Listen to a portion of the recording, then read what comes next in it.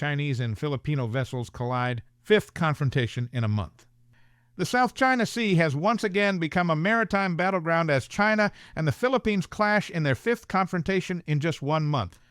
On Saturday, the two nations traded accusations of intentionally ramming each other's Coast Guard vessels near the disputed Sabina Shoal, ratcheting up tensions in this volatile region. In a dramatic press conference, Philippine Coast Guard spokesperson Territorial presented video evidence of what he called a deliberate act of aggression by China. The Chinese Coast Guard vessel 51205 directly and intentionally rammed the Philippine vessel without provocation, Territorial declared, his words dripping with indignation. The collision damaged the 97-meter Teresa Magbanua, one of the Philippines' largest Coast Guard cutters, though miraculously no personnel were injured. China, for its part, was quick to flip the script. Liu Dejun, a spokesperson for China's Coast Guard, fired back with accusations of his own. According to Liu, it was a Philippine ship that had illegally stranded at the shoal before lifting anchor and deliberately ramming a Chinese vessel. This tit-for-tat blame game has become all too familiar in the contested waters of the South China Sea. The incident at Sabina Shoal is just the latest flashpoint in a long-simmering territorial dispute. Beijing's sweeping claims to nearly the entire South China Sea have put it at odds with several Southeast Asian nations, including the Philippines, Vietnam, and Malaysia. At stake is control over vital shipping lanes and potentially lucrative natural resources, with an estimated $3 trillion worth of trade passing through these waters annually. As tensions boil over, the risk of miscalculation looms large. Each confrontation brings with it the possibility of escalation, turning what began as a war of words and maritime maneuvering into something far more dangerous. China warns Philippines of consequences. In the wake of Saturday's collision, China has ratcheted up its rhetoric, issuing stark warnings to the Philippines.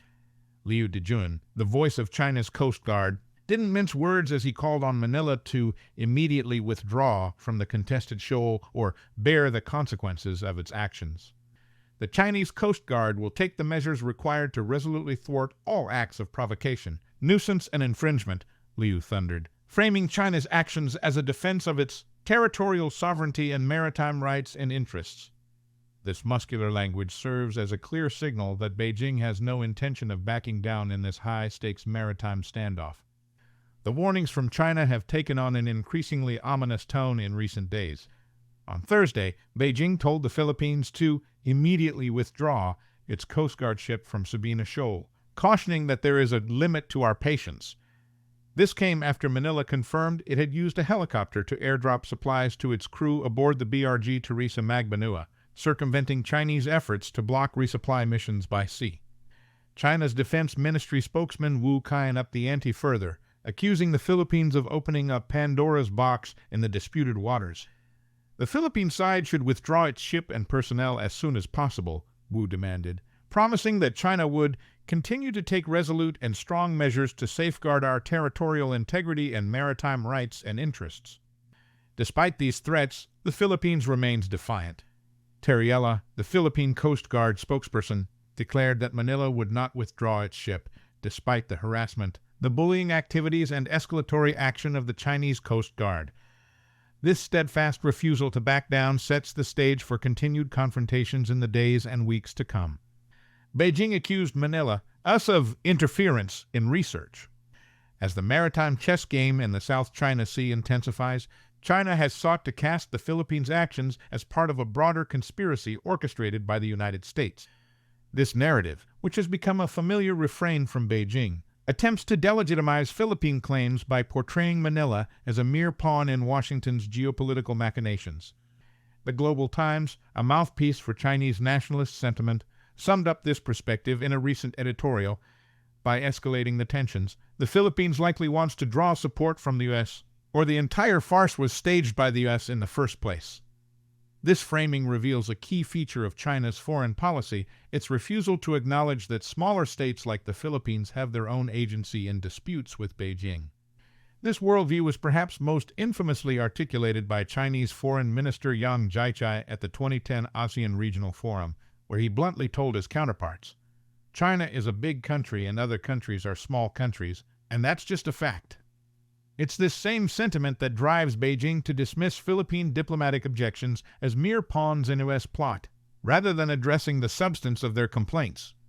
The accusation of us interference extends beyond just political maneuvering.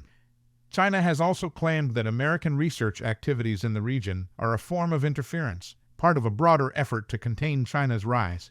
As Chinese President Roman XI Jinping stated in March, Western countries led by the United States have implemented all-around containment, encirclement, and suppression of China, which has brought unprecedented severe challenges to our country's development.